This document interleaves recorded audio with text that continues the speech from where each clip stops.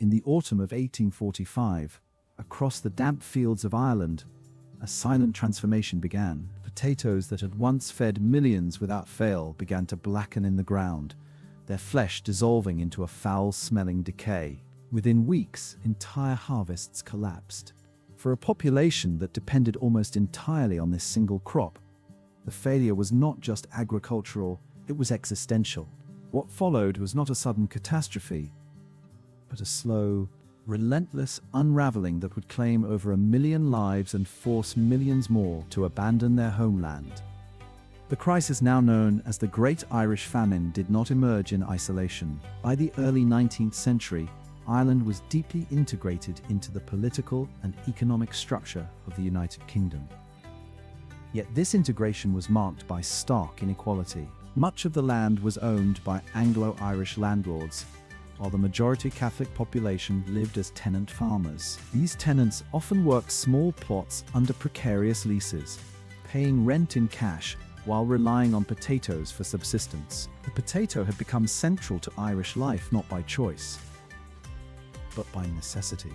It was uniquely suited to Ireland's soil and climate, capable of producing high yields on small plots. A single acre could sustain a family for a year. This efficiency allowed the population to grow rapidly, reaching over 8 million by the 1840s. But it also created a dangerous dependency. When the potato failed, there was little else to fall back on. The failure came with the arrival of a plant disease known as Phytophthora infestans. Likely originating in the Americas, the pathogen spread across Europe in the mid-1840s, carried by wind and moisture. In Ireland, the conditions were ideal for its rapid chaos. Fields that had appeared healthy one day could be devastated the next. Farmers dug into the soil expecting food, only to find rot. The first year of blight in 1845 destroyed roughly a third of the crop. It was alarming, but not yet catastrophic. Some reserves remained, and there was hope that the following year would bring recovery. Instead, 1846 brought near total failure. The blight returned with greater intensity, wiping out almost the entire harvest. By 1847, often referred to as Black 47, the consequences became fully visible. Starvation did not always appear as sudden death. It often came gradually, through weakness, disease, and exhaustion. Malnutrition leaves the population vulnerable to illnesses such as typhus and cholera, which spread rapidly in overcrowded and unsanitary conditions. Workhouses, originally intended as a form of relief for the poor, became overwhelmed. Designed for far fewer people, they turned into centers of illness and mortality. Relief efforts were implemented, but they were inconsistent and often inadequate. The British government initially responded with limited measures, including the importation of maize from North America. However, this Indian corn, as it was called, required different preparation methods and was unfamiliar to many Irish families. Public works programs were introduced, offering wages in exchange for labor on infrastructure projects. Yet these programs often demanded physical strength that starving workers no longer possessed. By 1847, the government shifted towards a system of soup kitchens, which temporarily provided more effective relief.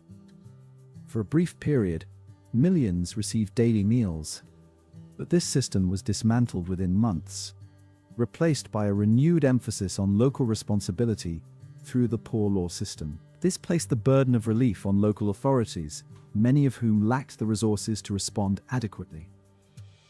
At the same time, food continued to leave Ireland. Despite widespread hunger, exports of grain, livestock, and other agricultural products persisted.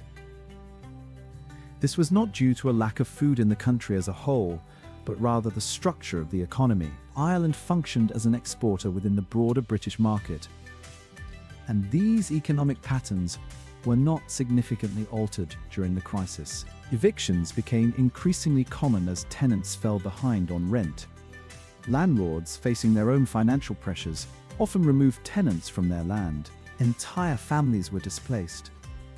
their homes demolished to prevent reoccupation. With nowhere to go, many turned to emigration as the only remaining option. The scale of migration during this period was unprecedented. Between 1845 and 1855, over 2 million people left Ireland. Many traveled to North America, particularly to the United States and Canada. Others went to Britain or Australia. The journey itself was often dangerous. Overcrowded ships, later referred to as coffin ships, carried passengers in poor conditions, with limited food and sanitation. Disease spread easily during the voyage, and many did not survive the crossing. Those who arrived faced new challenges. In cities like New York City and Boston, Irish immigrants encountered discrimination, poverty, and difficult living conditions. Yet over time, they began to establish communities, contributing to the social and cultural fabric of their new countries. Back in Ireland, the population decline was dramatic. By 1851, the census recorded a population of approximately 5 million, down from over 8 million a decade earlier. The combined impact of death and emigration reshaped the country. Rural areas were particularly affected, with many villages disappearing entirely. The famine also had lasting political consequences. It intensified criticism of British governance in Ireland and contributed to the growth of nationalist sentiment. Movements advocating for land reform and greater autonomy gained momentum in the decades that followed. The memory of the famine became a central element in Irish historical consciousness, influencing political discourse well into the 20th century. Economically, the structure of Irish agriculture began to change. The reliance on small tenant plots decreased, and there was a gradual shift towards larger farms and diversified production. However, this transformation came at a high human cost. The famine's legacy extended beyond Ireland. The Irish diaspora grew significantly, particularly in North America. Communities formed around shared experience and identity, maintaining cultural traditions while adapting to new environments. These communities would go on to play influential roles in politics, labor movements, and cultural life in their adopted countries. Understanding the famine requires careful consideration of multiple factors. The immediate cause was the failure of the potato crop due to blight. But the severity of the crisis was shaped by underlying conditions, land ownership patterns, economic policies, population pressure, and the limitations of relief efforts. Historians continue to debate the extent to which government actions or inactions contributed to the scale of the disaster. It is important to approach these interpretations with nuance.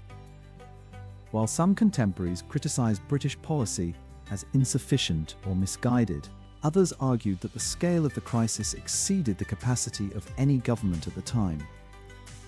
What remains clear is that the response did not prevent widespread suffering. Famine gradually subsided in the early 1850s as the blight receded and agricultural conditions stabilized. But recovery was slow, and the symptoms persisted. Population levels would not return to pre-famine figures for more than a century.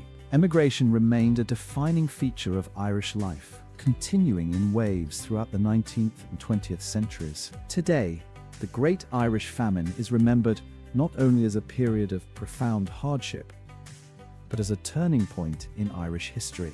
It reshaped the country demographically, economically, and politically. It altered patterns of settlement across the Atlantic and contributed to the formation of a global Irish identity. The story of the famine is not one of sudden collapse, but of gradual erosion, of systems that failed under pressure, of communities that struggled to survive, and of individuals forced to make impossible choices. It is a reminder of how vulnerability can be built into structures long before a crisis begins, and how the consequences of that vulnerability can unfold over years. In the quiet fields where the first signs of blight appeared, the changes were invisible at first, but they marked the beginning of a chain of events that would echo across continents and generations. The earth recovered, as it always does. But the society that depended on it was permanently altered. It's carried far beyond the shores of Ireland.